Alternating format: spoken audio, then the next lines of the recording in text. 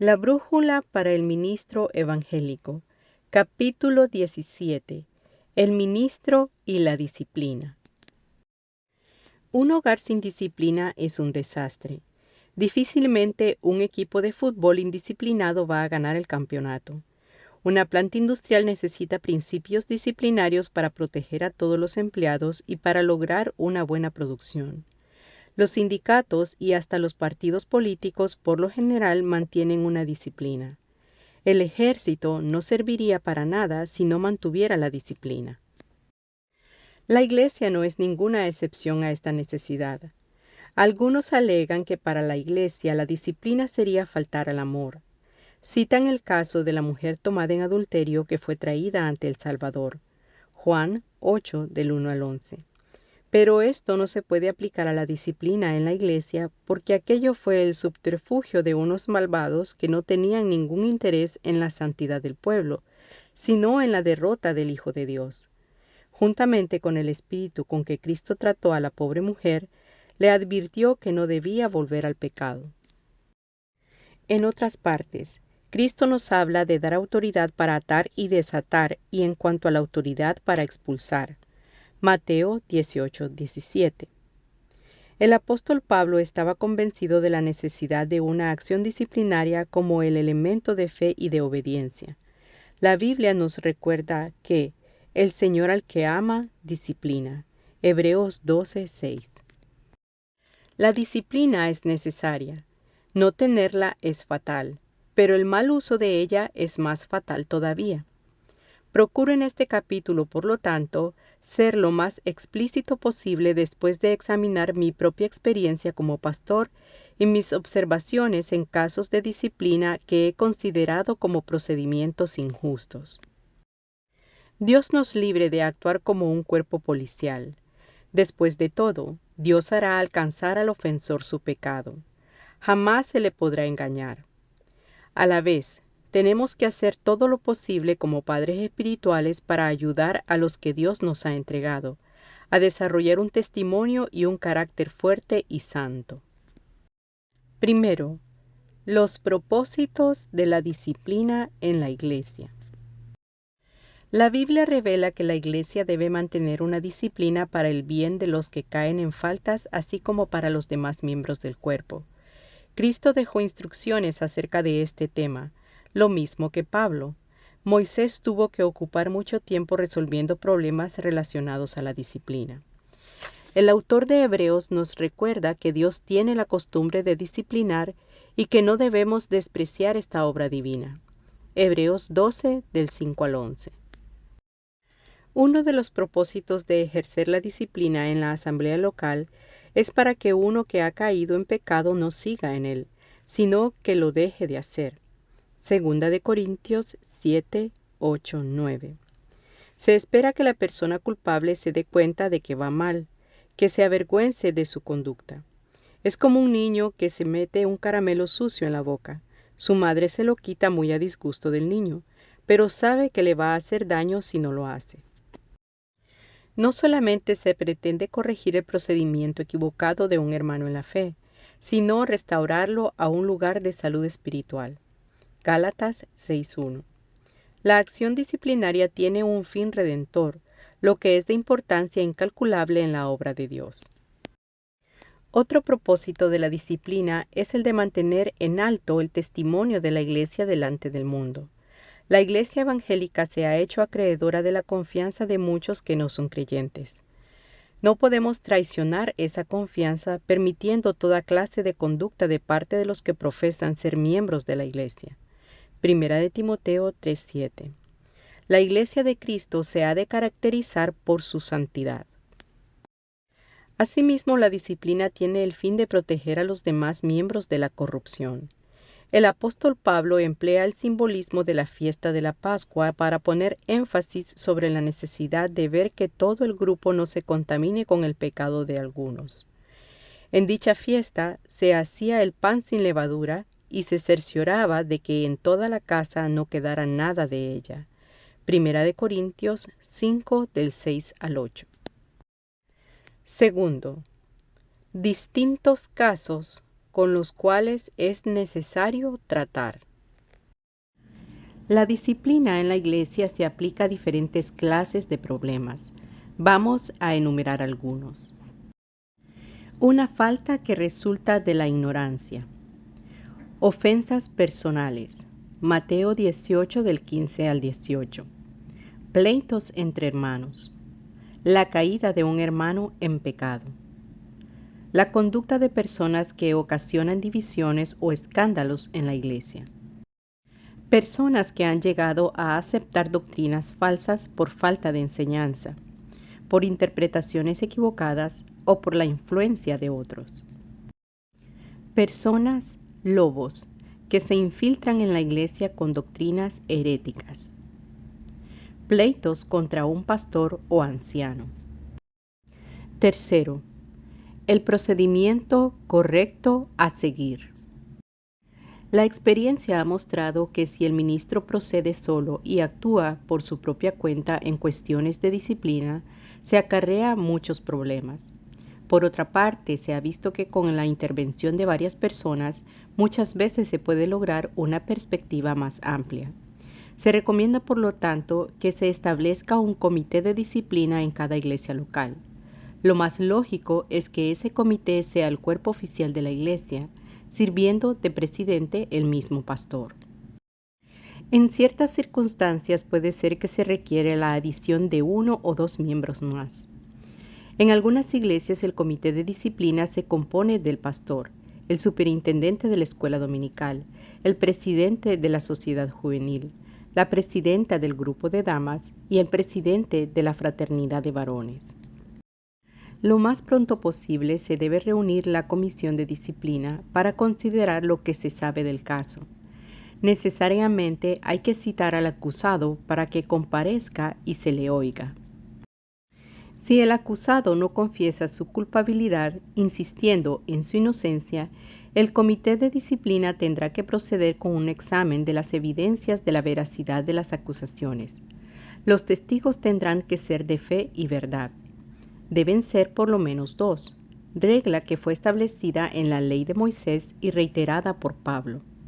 2 de Corintios 13:1, 1 de Timoteo 5:19. Se sobreentiende que el acusado tiene derecho de expresar su punto de vista. El comité de disciplina tiene la responsabilidad de descubrir la verdad del caso sin favoritismos. Si el acusado no quisiera comparecer ante la comisión después de citado en 2 ocasiones, tendrá que proseguirse oyendo a los testigos. Por supuesto que si el acusado no puede comparecer, se le fijará otra fecha. Después de la investigación, el comité decide sobre la culpabilidad del acusado y fija el periodo de prueba en el caso de no absolverlo. Informa a la iglesia en su próxima reunión de las decisiones tomadas. Tomada una decisión, deben informarle al acusado de ella y luego buscar la manera de ayudarlo. Ya no serán jueces, sino hermanos mayores, orientadores, consejeros. Ahora su mayor preocupación será encontrar la manera de restaurarlo. Deben tratar de ayudar a conducirlo a un arrepentimiento genuino. 2 de Corintios 7, 8, 9. Si el acusado se humilla, se arrepiente y pide perdón, la comisión tiene el deber cristiano de perdonarlo. Pero perdonar no quiere decir que se suspenderá el periodo de prueba que se había fijado. Es bíblico insistir en que se muestre el fruto del arrepentimiento. Mateo 3:8, Santiago 2:17, 18. Para eso, en muchos casos, hay que esperar un poco de tiempo para que se haga ver.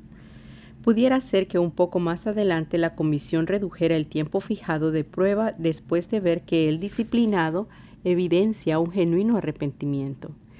El arrepentimiento significa un cambio de actitud.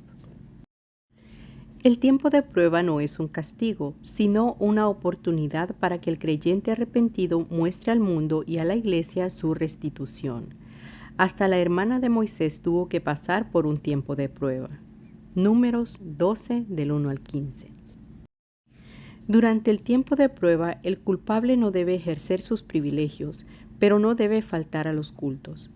El tiempo de prueba puede ser de 1 a 3 meses, según estime necesario el comité de disciplina, pero no debe pasar de este tiempo, salvo en un caso muy grave. El comité debe tener cuidado al fijar este periodo y hacerlo imparcialmente, ya que si se le aplica un periodo a una persona y un tiempo más corto a otra, sería mostrar favoritismo. En el caso de que no se humillara el culpable ante Dios y la Iglesia y no confesara su pecado, será motivo suficiente para borrar su nombre del libro de matrícula. Si la asistencia a los cultos del que no se humilla fuera motivo de escándalo, los oficiales tendrán que tomar la penosa medida de negarle la entrada. 1 Corintios 5:13. Tal acción sería solamente en casos muy extremos y difíciles. Si una persona, después de haber sido borrado su nombre de la matrícula, se arrepiente y desea volver a ser miembro en plena comunión, podrá presentar una solicitud por escrito a la Junta Oficial de la Iglesia. Se sobreentiende que los hermanos harán todo lo posible para recibirlo y buscarán la manera de rehabilitarlo en la gracia y el servicio de Dios. Cuarto, los derechos de un miembro. A. Uno de los derechos que tiene el miembro de una iglesia es defenderse contra las acusaciones. Mientras no se haya probado su culpabilidad, no se le puede disciplinar. Pudiera ser que en algún caso escandaloso el comité de disciplina le suspendiera provisionalmente sus actividades hasta que se realizaran las investigaciones que el caso requiriera. Pero hay que aclarar que no es una decisión en firme hasta no considerar la evidencia y oír al acusado. El principio jurídico de indubio pro reo, o sea, la duda favorece al acusado, debe aplicarse en estos casos. Mejor es tener un reo libre que un inocente preso. Es mejor proceder con calma, con la seguridad de que lo oculto se ha de manifestar. Marcos 4:22. No nos olvidemos de que Dios no puede ser burlado. Gálatas 6:7. B. El miembro también goza del derecho de ser juzgado por más de una persona.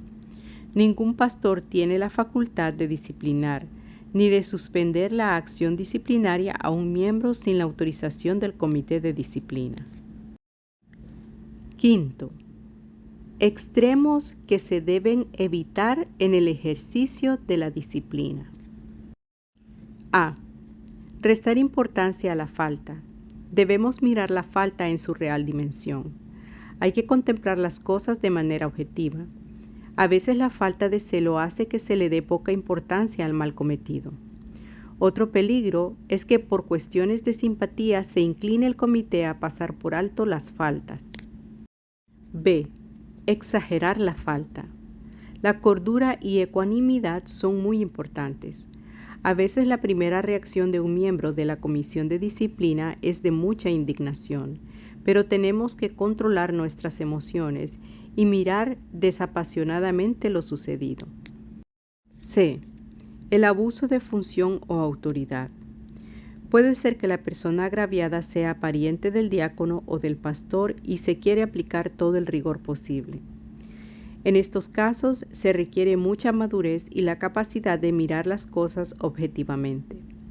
Hay que recordar el principio jurídico de que no se puede ser juez y parte a la vez. Es aconsejable, por lo tanto, cuando se trata de juzgar alguna falta u ofensa a parientes del pastor o de los diáconos, que se les prive a los tales de participar en el proceso a menos que puedan ser imparciales y correctos. Si la persona ofendida es el ministro, de todas maneras la responsabilidad de éste es de actuar como moderador o pacificador, como si se tratara de una tercera persona. Él tiene que llevar todo a Dios, quien juzga con justicia, y proceder con ecuanimidad. D. Permitir que prejuicios o resentimientos influyan en las decisiones. La tendencia humana es permitir que los prejuicios coloreen todo lo que vemos. Ellos nos pueden hacer ver con más facilidad los defectos que las virtudes. Pero el verdadero siervo de Dios debe actuar con estricta justicia y agotar todas las posibilidades de investigar antes de llegar al momento de tomar decisiones. Demasiado claro es el consejo de Pablo a Timoteo: no haciendo nada con parcialidad. Primera de Timoteo 5:21. Para juzgar con rectitud, el comité de disciplina necesita conocer los agravantes del caso, como por ejemplo los años en la fe, experiencias, conocimientos y oportunidades que haya tenido el acusado. De la misma manera, hay que estar al tanto de los atenuantes, o sea, los factores que aminoran la responsabilidad del acusado, tales como su poco tiempo de convertido, su falta de experiencia o de conocimiento, su carencia de doctrina, sus pocas oportunidades. El deseo de represalia o venganza. Uno de los extremos más reprobables es el de proceder con un espíritu represivo. El Hijo de Dios tiene presente lo que dice la Biblia: no paguéis a nadie mal por mal, no os venguéis vosotros mismos, amados míos, sino dejad lugar a la ira de Dios, porque escrito está: mía es la venganza, yo pagaré, dice el Señor. Romanos 12, del 17 al 19. Sexto, la actitud bíblica para juzgar. A. Considerarse a sí mismo. La toma de una decisión sobre la disciplina de un hermano ha de seguir la guía que el apóstol Pablo presenta en Gálatas 6, 1 y 2. B. Tener mansedumbre. Todo el proceso de la acusación y disciplina de un hermano en la fe es tan penoso y triste que no se presta para el orgullo, la superioridad o el desdén. Es el momento de aprender de Cristo y preguntarse: ¿qué haría Él en el mismo caso? Es el momento de manifestar un espíritu de quebranto. Practicar la empatía. Este término describe la cualidad de comprender a otro o de ponerse en el lugar de otro. Si uno trata de sentir los mismos problemas que tuvo el acusado, se podrá tener mejor concepto de la situación y podrá ayudarlo más. No por ser delicada la cuestión de la disciplina en la iglesia, puede el ministro tratar de evadirla. Después de convencerse de su importancia, debe por encima de todo dar prioridad al Espíritu Santo para que lo ayude en todo. Bosquejo del capítulo. El ministro vela por la santidad de la iglesia. Primero, el fin de insistir en la disciplina. A. Proveer la manera a fin de que un caído reaccione y deje su pecado. B. Restablecer al caído. C. Proteger el buen nombre de la iglesia. D. Impedir la contaminación de los demás creyentes. Segundo, varias clases de problemas que amenazan la iglesia. Tercero, la manera de proseguir con los casos de pecado. A. Nombrar una comisión de disciplina. B. Citar al señalado. C. Considerar la evidencia. D. El caso de la falta de un acusado de comparecer. E. El tiempo necesario para dar prueba de un cambio de actitud. F. El caso de no pedir perdón. Cuarto, las garantías de un miembro en propiedad. A. Poder explicar su caso y presentar lo que estime necesario para su defensa. B. La consideración de un caso por más de una persona. Quinto, peligros en que pueden caer los miembros del comité de disciplina. A. Darle poca importancia a la ofensa. B. Reaccionar indebidamente. C. Excederse en sus prerrogativas. D. Dejarse llevar por actitudes discriminatorias. E. Buscar un desquite. Sexto, la postura cristiana que debe asumir los miembros del comité de disciplina. A. Tener presente su propia humanidad débil. B. Un espíritu apacible. C. Sentir lo que siente el acusado. Un encuentro con las verdades. ¿Verdadero o falso? Lea cada afirmación con cuidado.